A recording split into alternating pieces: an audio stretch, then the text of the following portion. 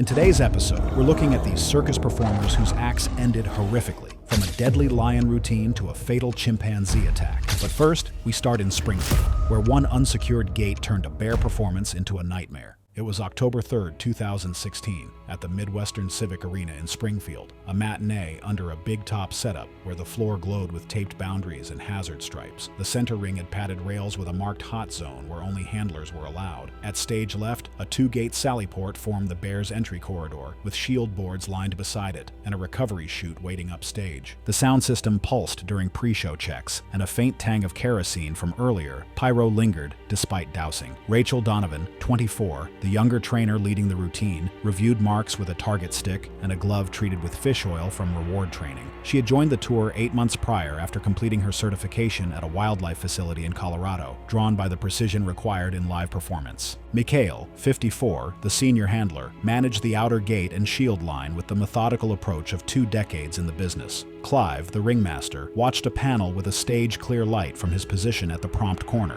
Aiden, 19, a new stagehand hired just 3 weeks earlier, had been assigned the inner gate's secondary pin and prop barrels, still learning the intricate safety protocols. Dr. Lena, the veterinarian, staged air horns near the recovery chute and monitored animal behavior, with bear spray canisters kept off to the side due to crowd proximity regulations. It was a stop on a 20-city tour, running a shortened queue stack to fit the busy fairground schedule where multiple acts rotated through tight windows. During the morning load-in, the inner gate latch had been re-rigged to accommodate a new prop cart, but the safety pin wasn't reinserted after a quick reset between rehearsal and showtime. The bass test during sound check ran several decibels louder than rehearsal, drawing visible pacing from the black bear in its holding area. The reward bucket, properly stowed off stage according to protocol, sat just within the animal's sightline through a gap in the backdrop. Black bears are powerful omnivores with explosive acceleration at close range, capable of reaching speeds of 30 miles per hour in short bursts. Despite being smaller than brown bears, adult black bears can weigh up to 400 pounds with their significant body mass concentrated through muscular forelimbs and broad shoulders. In performance contexts, trainers rely on target sticks, seat boards, and shield lines to establish spatial boundaries. The routine scheduled that afternoon was a balance and target sequence. The black bear would step from the inner gate into the ring, traverse a low wooden plank, execute quarter turns guided by the target stick, then make a calm exit to the recovery chute. Music rose and the inner door opened. The outer door remained secured as the black bear stepped onto the plank, following Rachel's stick cue. She maintained a lateral stance 2 meters away, glove extended, while Mikhail held the shield line. At bar 3, a base hit coincided with movement along the wing. The black bear turned toward the visible reward bucket. Rachel shifted to block the path. The unsecured inner sash, responding to floor vibration, swung inward, creating a gap that caught the bear's attention. The black bear closed distance toward the gap and sent. Rachel brought the target stick across. The bear rose on hind legs, forelimbs forward.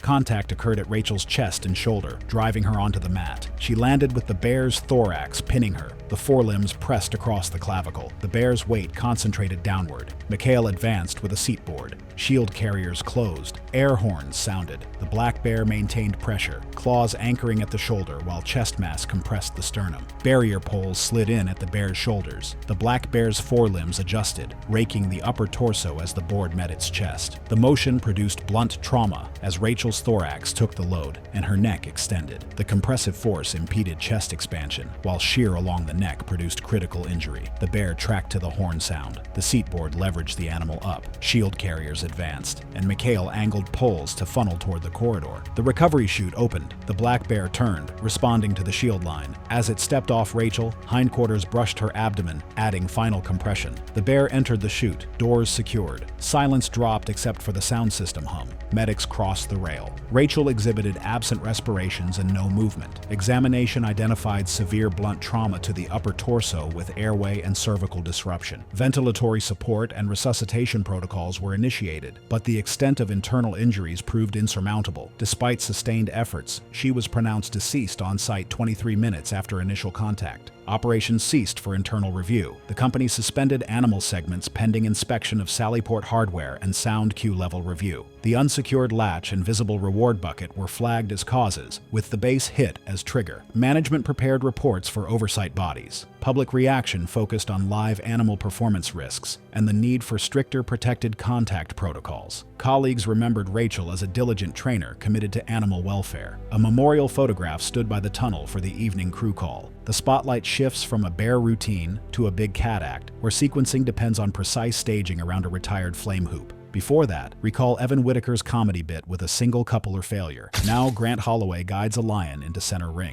It was March 14, 2017, at the Gulf Coast Exhibition Hall in Mobile, where the primetime fairground circuit brought families under canvas for an evening of classic circus acts. The performance space featured a center ring with shield boards at 3 and 9 o'clock, a recall chute upstage, and apparatus stands repositioned between acts. The air carried lingering kerosene scent from earlier flame effects, though all pyrotechnics had been properly doused according to safety protocols. Grant Holloway, 31, led the Lion Act alongside Maya, his performing partner of 4 years. Grant had worked his way up from general animal handler at smaller venues, developing a methodical approach that emphasized consistency and clear spatial boundaries under pressure. Maya, 29, served as co-trainer and managed recall sequences from behind protective barriers. Her calm demeanor made her ideal for the demanding choreography required in big cat acts. Owen, the veterinary technician, positioned suppressant equipment and monitored animals for stress signals. Renee operated the follow spot from above, adjusting lighting to avoid glare that could startle cats during critical moments. The evening show ran on tight schedules with minimal reset time between acts, sometimes forcing compromises in equipment positioning and safety margins. The hoop apparatus retained residual heat and fuel odor from earlier use in a flame sequence. A minor drip had been cleaned, though scent remained detectable to sensitive feline noses. The lion showed reluctance during afternoon rehearsal, requiring additional treats and extended conditioning. The recall chute sat slightly off center line after the previous act's turnover. The shield board nearest the apparatus was partially obstructed by the hoop stand, creating a dangerous gap in protective barriers. African lions are apex predators with explosive power, concentrated in hindquarters and shoulders, weighing up to 400 pounds with bite forces exceeding 600 pounds per square inch.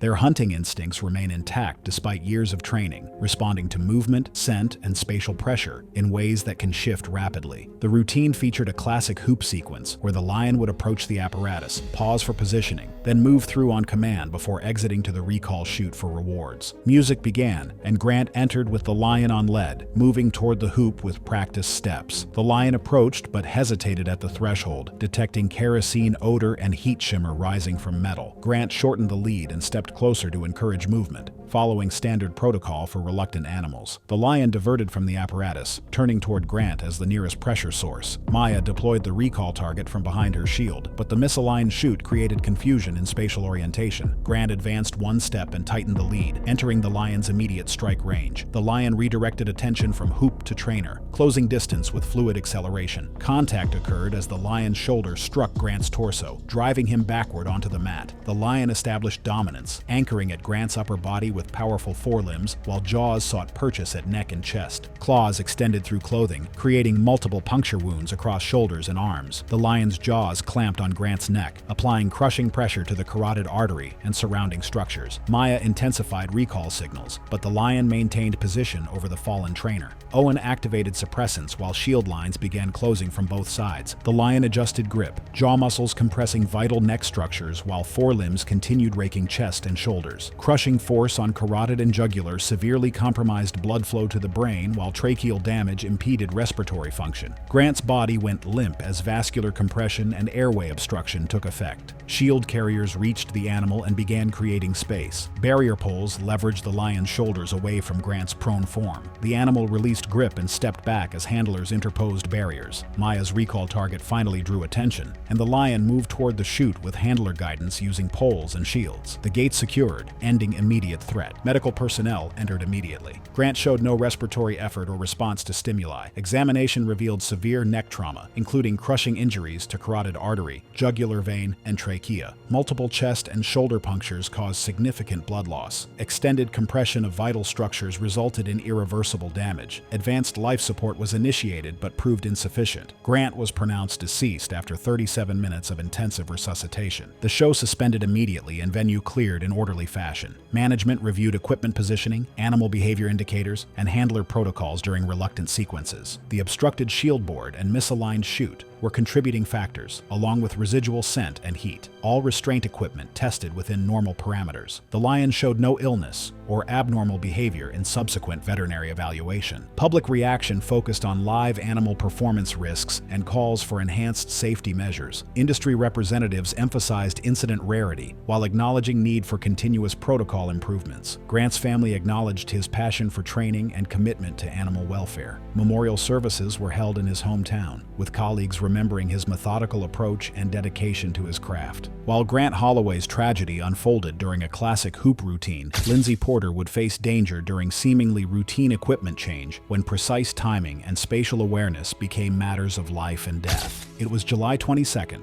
2015, at the Lakeside Dome Arena in Madison, where a fast change production prioritized continuous action over traditional act separations. The performance space featured a double-door sally port with lockout controls, marked release lanes, and a stage-clear light panel governing animal transitions. Lindsay Porter, 27, worked as part of an aerial troupe that doubled as stage crew during transitions. She had trained in aerial arts for 6 years before joining the show, drawn by the variety of skills required and tight-knit crew atmosphere. Victor, 50, served as head cat trainer with 2 decades of lockout procedure experience. Jay, 33, operated as spotter and cage alignment specialist. Theo, 22, provided percussion from the pit, his enthusiastic style sometimes creating timing challenges when cues shifted. The stage-clear light had developed an intermittent flicker during setup, a minor electrical issue maintenance planned to address later. A manual override existed for emergencies or technical difficulties. The Tiger, a Bengal-Siberian hybrid female weighing 300 pounds, had been positioned for release. An aerial rigging tail from the previous act had landed in the marked release lane, creating an obstruction needing clearing. Bengal-Siberian hybrid tigers combine size and power with agility, creating formidable predators capable of explosive acceleration. Adult females reach speeds of 35 miles per hour with bite forces exceeding 1,000 pounds per square inch. Their hunting instincts remain intact despite training, with territorial responses triggered by sudden movements and spatial intrusions. The routine called for the tiger to move through the sally port into the performance area, navigate platforms, then return to holding.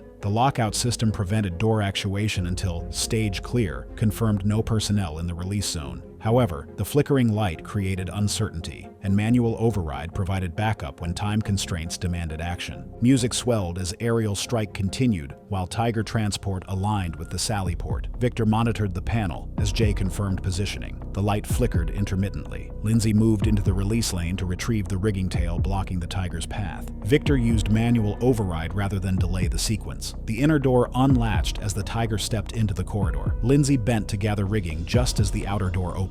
The Tiger detected movement and accelerated toward the threshold. Contact occurred as Lindsay straightened with rigging in hand. The Tiger's shoulder struck her torso, driving her onto the performance surface. The impact knocked her off balance, and she fell with the Tiger establishing dominance over her. The animal's forelimbs pinned her shoulders, while jaws sought her head and neck. The Tiger's claws extended through clothing, creating deep puncture wounds across shoulders and arms. Its jaws clamped on the left side of her head, applying crushing pressure to temporal and parietal skull regions. Bite force compressed brain tissue while canine teeth penetrated scalp and muscle. Lindsay's body convulsed as neurological trauma took effect. Victor activated emergency protocols while Jay moved to assist. Barrier poles created space between Tiger and victim, but the animal maintained grip. The Tiger adjusted hold, jaw muscles applying sustained skull pressure while forelimbs raked her upper body, creating lacerations and blunt trauma. Air horns sounded to disrupt focus. The Tiger's attention shifted, allowing handlers to insert poles around its shoulders and flanks. The Tiger released grip on Lindsay's head and stepped back as poles created protective cage around the victim.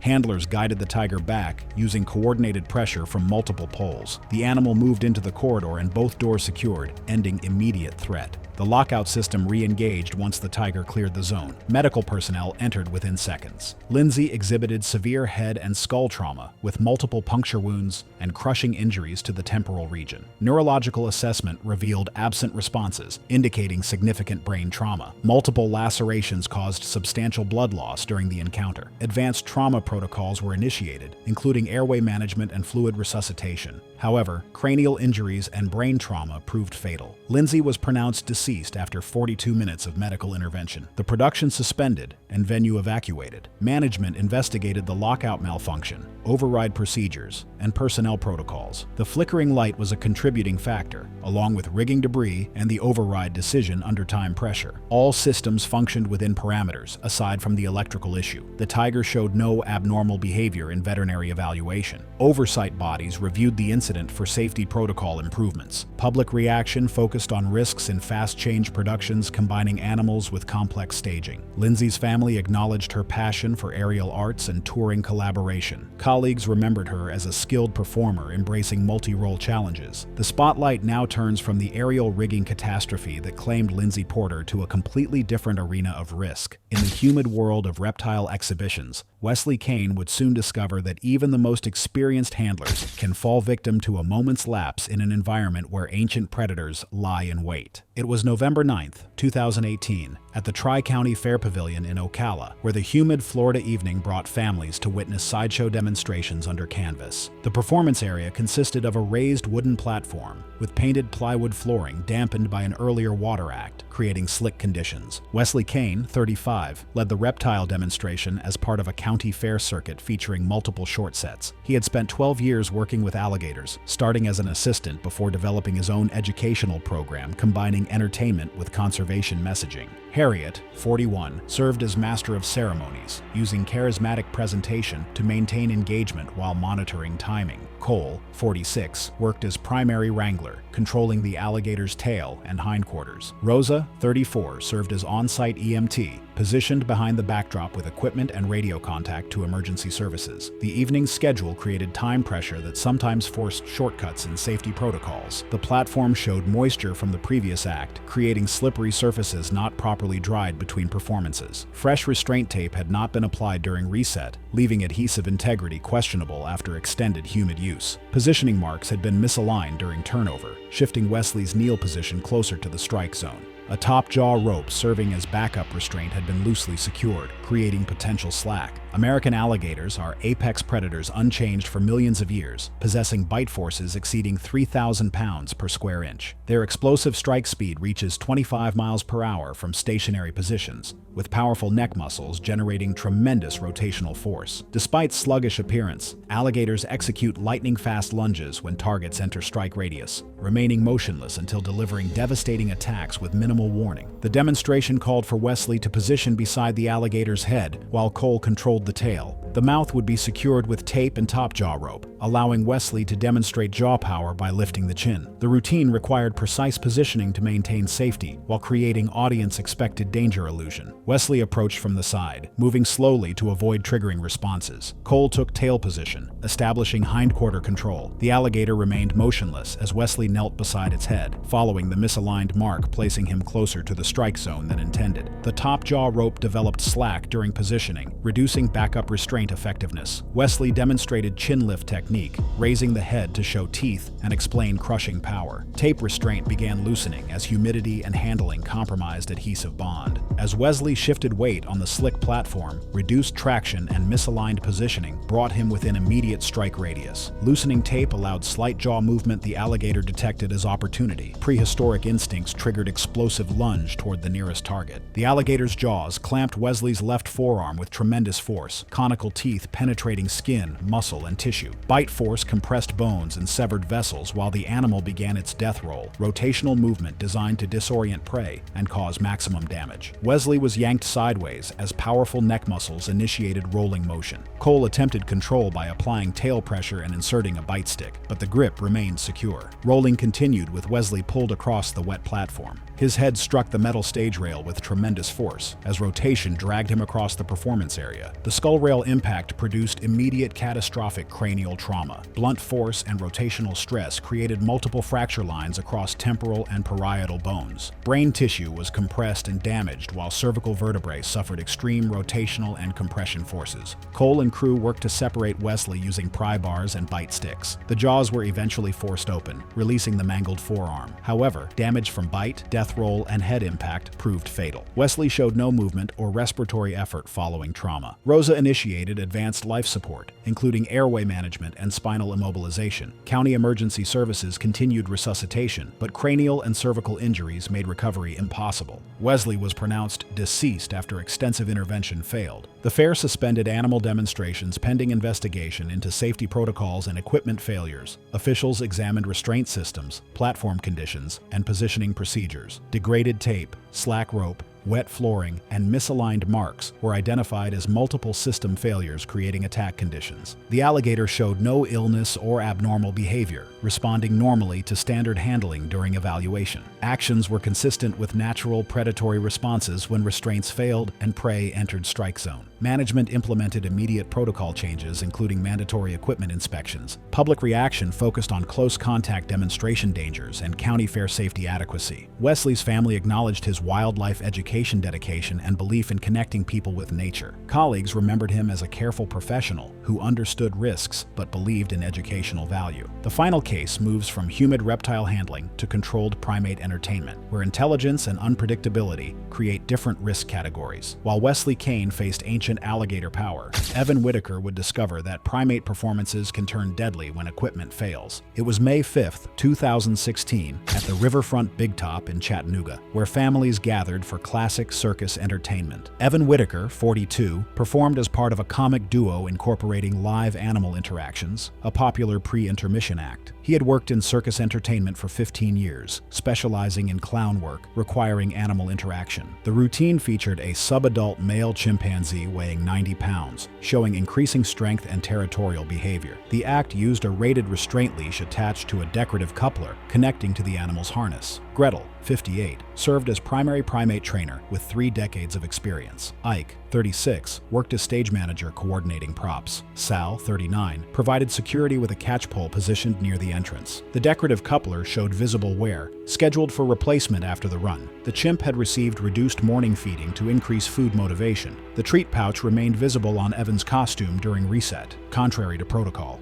A scenery wagon was positioned across the stage left access path during changes, blocking direct routes. Subadult male chimpanzees possess strength 5 times greater than humans, with powerful arms generating tremendous force. As they mature, territorial instincts intensify and tolerance decreases. Their intelligence allows exploitation of restraint weaknesses, while curiosity can shift to aggression when excited by food stimuli. The routine called for the chimp to perform tricks while wearing a waistcoat, creating illusion of a trained partner. The act relied on food rewards, with the treat pouch serving as motivation and control. The decorative coupler was designed to fail before the rated leash if excessive force was applied. Evan began with the chimp responding normally to cues, moving through sequences while the audience laughed. The chimp's attention remained focused on the visible treat pouch, heightened by reduced feeding. As the routine neared conclusion, Evan turned away to collect scattered props. The movement exposed the treat pouch while removing visual contact. The chimp's focus intensified as it tested the restraint with increasing force. The worn coupler, subjected to stress beyond capacity, failed with a metallic snap. The chimp broke free and closed distance with explosive speed, covering space in 2 seconds. Evan was seized from behind and pulled off balance, powerful arms wrapping around his torso and dragging him down. The animal's grip tightened while attempting to access the treat pouch. The chimp's jaws clamped Evan's neck, applying crushing pressure to the carotid artery and vital structures. Bite force combined with grip compressed blood vessels and damaged the trachea. Evan's body went rigid, as vascular compression reduced brain blood flow while airway obstruction impeded breathing. Gretel deployed a shield, but the scenery wagon blocked access for crucial seconds. The chimp maintained position, delivering additional bites to neck and shoulder, while powerful hands gripped the victim. The animal's strength allowed complete control despite Evan's attempts to break free. Sal approached with the catch pole, forced to take a longer route around obstruction. The chimp detected threat and intensified attack, delivering more powerful bites to neck and torso. Vascular compression, airway obstruction, and tissue damage created rapidly deteriorating conditions. The catch pole was applied around the chimp's neck, allowing handlers to establish control. A control loop was secured, and the animal pulled away. The chimp was guided into a transport crate, ending immediate threat. Emergency personnel entered within minutes. Evan exhibited severe neck trauma, including including puncture wounds and crushing injuries to vital structures. The carotid artery showed compression damage, while the trachea sustained trauma compromising respiratory function. Advanced life support was initiated, including airway management and fluid resuscitation. However, vascular damage, airway trauma, and neurological compromise proved fatal. Evan was pronounced deceased after 38 minutes of medical intervention. The show was suspended and the venue was evacuated. Management reviewed protocols, focusing on restraint maintenance and maturing primate use. The worn coupler was identified as the primary failure, while the visible treat pouch and blocked access were contributing factors. The chimp showed no abnormal behavior beyond natural territorial responses. Actions were consistent with food-motivated behavior escalating when restraint failed. Representatives acknowledged inherent risks using subadult primates in close-contact entertainment. Public reaction focused on great ape entertainment ethics and safety adequacy. Evan's family acknowledged his performance love and belief in educational value. Colleagues remembered him as dedicated despite understanding risks.